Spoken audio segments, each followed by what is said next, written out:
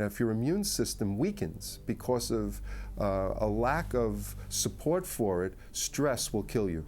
I frequently tell my patients, if I told you right now you have a brain tumor and you have to pack your bags and go to the hospital for brain surgery, you would run right home and do it. But I'm telling you now you're on the wrong diet and you're not exercising and you have to do something about all the stress in your life. And that is the big key to good health. And stress is something people misunderstand. Stress can be caused by the pollutants in the environment that when we breathe it in. Stress is caused by taking traditional medications into the body. Stress is caused by getting married or getting divorced, by exercise. The body doesn't understand good or bad, right or wrong. It only understands stress. Now, when a person is very stressed, how do we breathe? How does a person breathe? A person will breathe from up here in the chest in a very shallow, fast way. When you breathe from your abdomen, you tend to have lower levels of stress hormones like cortisol and adrenaline. And so one of the most powerful techniques when a person is stressed is to take a long exhalation.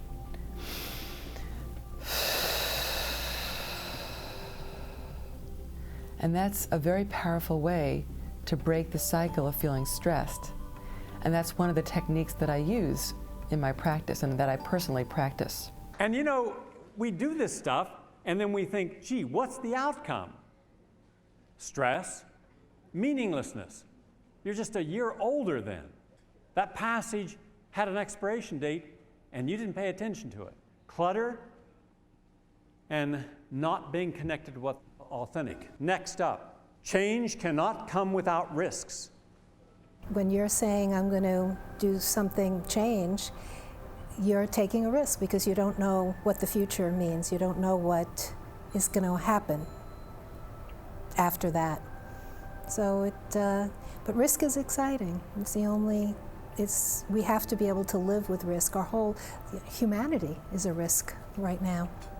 I think our whole world right now, we're living in that energy. What risks are you willing to take? Are you willing to be authentic enough to take a risk even when other people disagree with you? That takes courage. Saying, this is what I want to do. And not being afraid. Listen to your heart energy. Your heart energy is that spirit, and it never lies. 65 trillion cells never lie. Why don't we ask our body, which is our spirit, what it wants? Stand up here for a moment. Come on up. I want to show you something. What's your name? Lyndon. Lyndon. Yeah. Nice to meet you, Lyndon. Nice to meet you look strong. You work out. A little bit. Good. Hold up your arm. Now resist. Don't let me push down. Good. Now I'll show you the magnificence of the human body in telling you what you should eat and not eat and what you should think and not do. Every single thing you need to know, the cells already know. You can't improve upon the spirit. It is perfect. Then why not talk to it?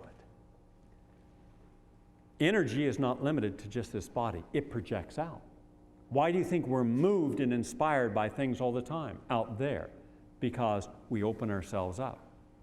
And you must have moments when you're opened up and vulnerable to allow energy in. But we're frequently always in that constricted mode. There was a famous professor named Bruce Lipton at Stanford University. And Lipton, a molecular biologist, was one of the founders of molecular biology in America. And he found back in the 1980s that when he took the DNA, the gene, out of some cells, they still functioned. They still did what they were doing before. He thought, my goodness, this totally confused all of science. That's like taking the engine out of your car and it still runs. Taking the brain out of your head and you can still think. How was this possible when we were told that the gene is everything?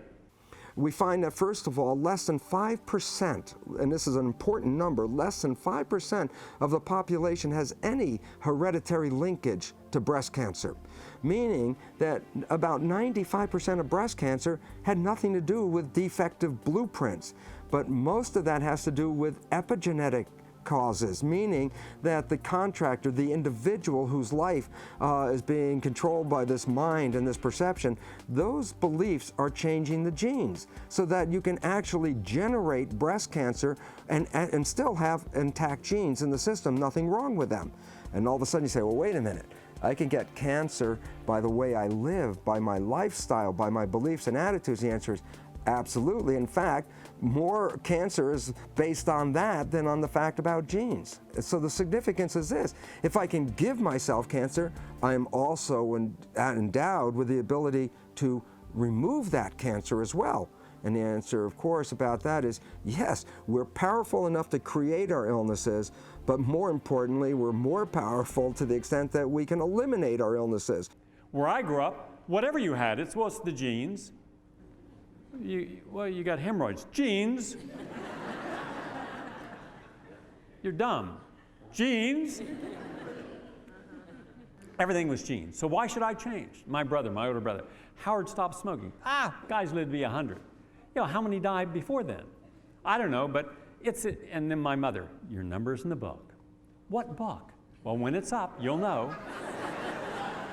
What book? I want to see this book. I'm going to rip the damn book up. I'm not a number. I have free will. No, Gary, you don't. It's all for it. No, nothing is like that. Free will. My body and the spirit of this body and these cells, this universal being, this has all the knowledge if I just paid attention to it. Why do you think an idiot savant who cannot be taught and cannot learn can do things no human being and no machine can possibly do?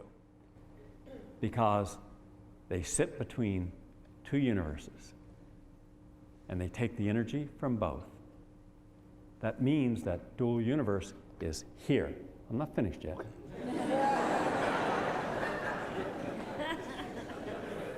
Now, so all you have to do is ask it. And I did this experiment at the Institute of Applied Biology. I took a group of holistic doctors and I gave them each a bag, and they all used kinesiology. And I said sugar, and they all went weak. All right? And then I said vitamins, and they all stayed strong. But it was the power of the energy, because I told them what was in it after I tested them. They tested weak, it was the sugar. They tested strong, it was the vitamins. And I showed them what was in it. And they had no idea what was in it. So it wasn't psychosomatic. Now, I ask your name. What's your name? Lyndon. Hold your arm up, Lyndon. Resist. Strong. How old are you, Lyndon? 35. 35. Resist, Lyndon. You got to resist. You're 35? Yes. Good. Hold your arm out, Lyndon. Look straight ahead. Resist. Hard as you can. Hold it up. I mean really resist. Resist. Don't let me push down. Okay. Now, that shows you can change energy. You can work with energy. The good news is that once you understand how to work with energy, you can help rebalance energy in the body. The bad news is it causes permanent impotency. Lynn was thinking about celibacy, now he's got to live it. I'm teasing. All right, you're rebalanced. Thank you, Lynn.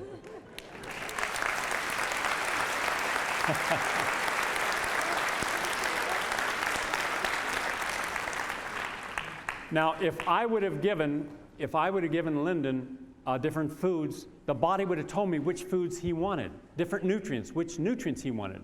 And there are physicians who could tell what's wrong in his body, which organs are wrong. Now, mainstream science has not tested this yet. Therefore, it's no different than trying to say years ago that vitamins weren't any good. They don't know. But a whole group of esoteric science that works with this system, including Dr. Bruce Lipton, says that it does work. Lipton didn't find the answer in molecular biology. Lipton, the brilliant genius he is, had to go into another field of quantum physics to find the answer. Why could the cell, how could the cell function when you had removed the DNA, the genes? Because of the environment the cell was living in. So your environment is what's important. Originally, we were all told that we get all our brain cells early, and then the brain starts to degenerate with age, and that this degeneration is a normal consequence of age. Well, interestingly enough, that is a belief system that has been found to be incorrect as well. We now know that people up to 90 years or more are still making new brain cells every day in their lives. And that what's important about this is that the brain cells that we create every day do not necessarily stay around. So that the new science reveals that while we make new brain cells all the time, it doesn't mean that they are going to become part of our nervous system. What we recognize is that how we use the brain will determine the fate of these new cells that are formed. If we stop educating ourselves, we stop being aware, we stop playing puzzles and games and involving ourselves in social conversations, that when we lose our social skills and our communication skills, that even though new cells are being made, they're not going to support the brain. Now, what that means to us is I am more than just the total sum of my choices. I am also the total sum of the environment which I am in. And that means the people I have in my life. It means everything else around me I become. That's why when you make your choices, don't make them from such an isolated perspective. Look at everything around you, because you become that. There was a group of people. One man went down on Wall Street and looked up at the sky. For 20 minutes, nothing happened. So then this researcher sent 4 more people. So you had 5 people looking up at the sky. Within 20 minutes, all congested. Everybody looking up at the sky. Everybody. What are you looking at? Well, it's everybody looking up there. What's up there? Well, it's up there. What's up there? I don't know, but everybody's looking. It's got to be up there. If everybody's looking, there's got to be something up there. They're looking. Look at everybody looking. The fact that we do things because other people do them does not mean that is right. Truth on the side of one can still be a majority. And remember, it is not the vast mass of people that cause us to evolve intellectually, emotionally, and spiritually. It is the individual who chooses to change and then steps forward with a model of behavior. It is always the Mother Teresa or the Martin Luther King or the Christ or Maimonides. One person is more powerful in the dynamic of change when they seek their power and use it constructively than the 99% who stay disempowered by consensus.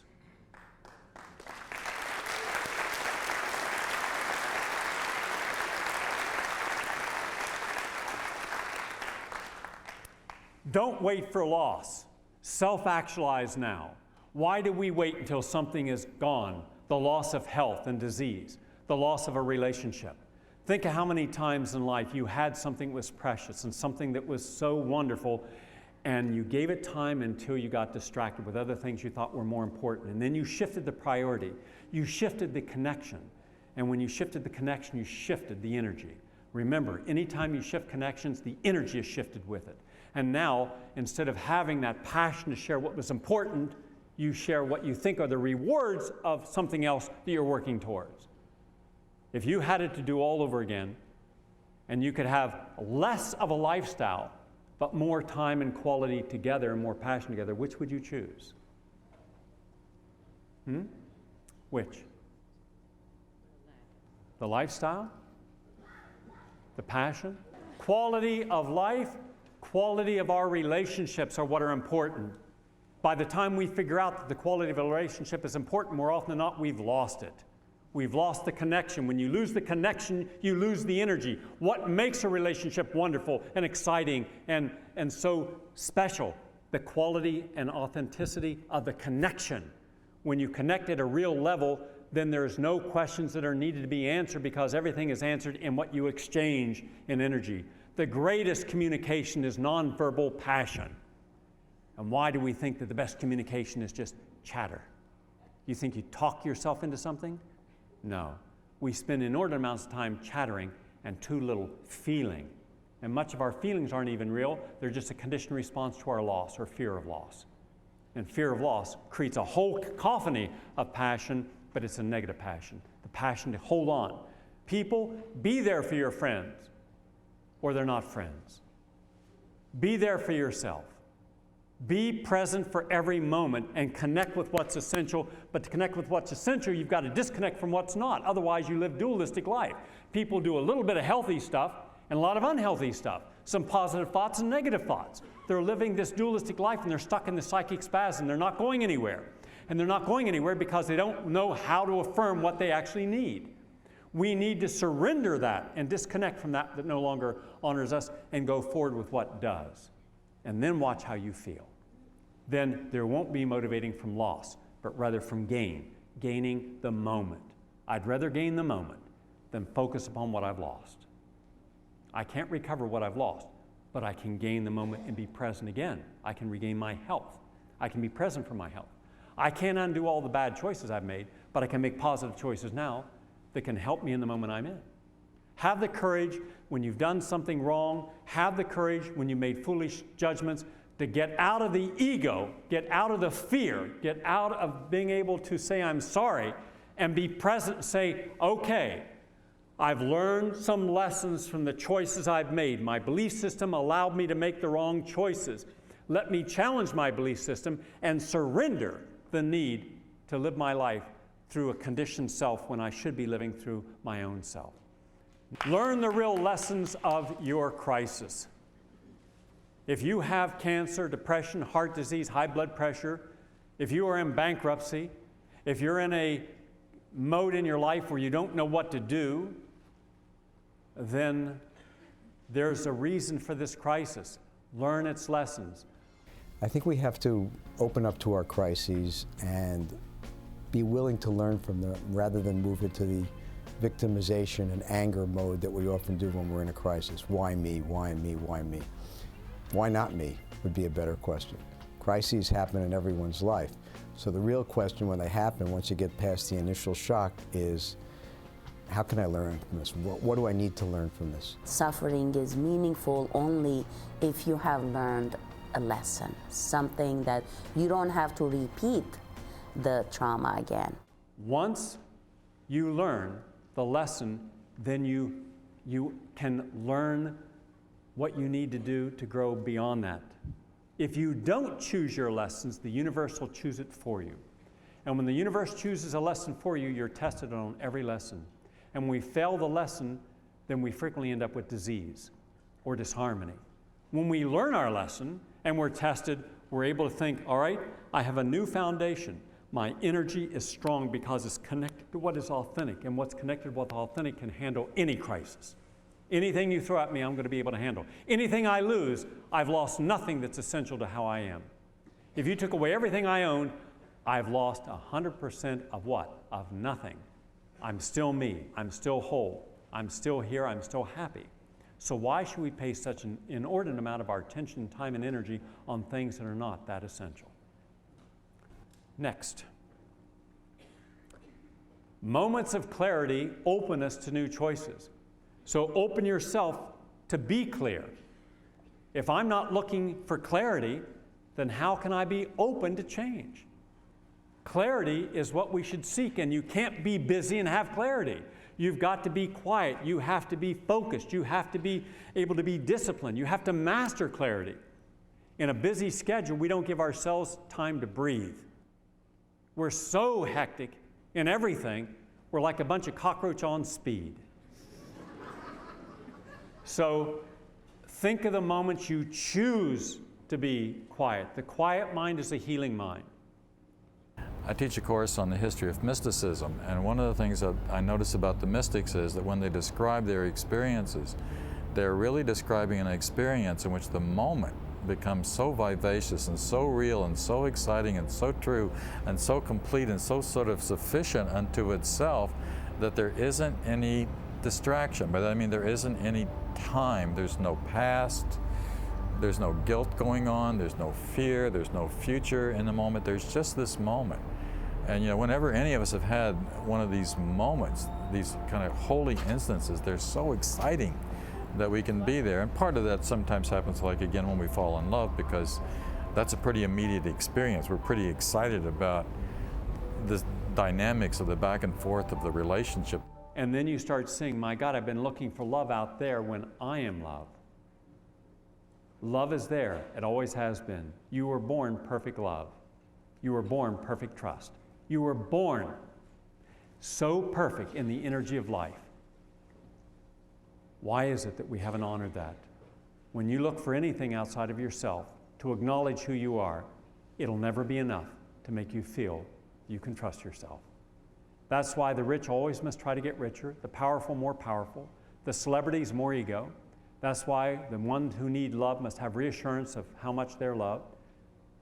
And we've all been in that place where we've helped people try to be who they are, and no matter what we give them at the end of the day, they go right back to what they were because they didn't believe it. So why is it that we're always looking out there, outside of ourselves, to acknowledge ourselves, and we try to prove ourselves? There's nothing worse than try to prove that you should be loved, prove that you should be respected, prove you should be honored. You don't have to prove yourself to anyone. And the more you try to prove yourself, the more time in your own life you've wasted. And we've wasted enough time in all the things that have distracted us from the essentialness of our meaning of life. Next, surrender certainty. Begin your life all over again, one step at a time. A lot of people would like certainty in their life, the certainty being that they can always have what they want and not get what they don't want. And of course, that's unrealistic. Sometimes we're going to get things we don't want. So when we surrender into that, we're surrendering into acceptance that life is what it is. We want to find out more and more what it really is. And some things are going to happen that we like, some things that we don't like. We're not attached. It's kind of a Buddhist sense, non-attachment. We live by certainty. Well, how many people have such certainty that there's no doubt? Without doubt, there's no capacity to question anything. So doctors believe with certainty that vitamins didn't work. I have one chart here. Let me just show you this. I wanted to know, why did an entire generation, my mothers and my mother, grew up getting cancer and heart disease because they smoked. So here are some ads. To keep slender figure, no one can die, reach for a Lucky Strike instead of a sweet. And here's a medical doctor. 20,000 physicians say Luckies are less irritating. It's toasted your throat protection against irritation against cough. Something that causes lung cancer and throat cancer, your doctor, 20,000 doctors couldn't be wrong, could they, unless they're looking in the sky. That comes from certainty, the certainty of a belief system that the doctor cannot do any wrong. And I'm saying that doctor can do wrong. When you kill 7 million Americans in 10 years, that's medical genocide.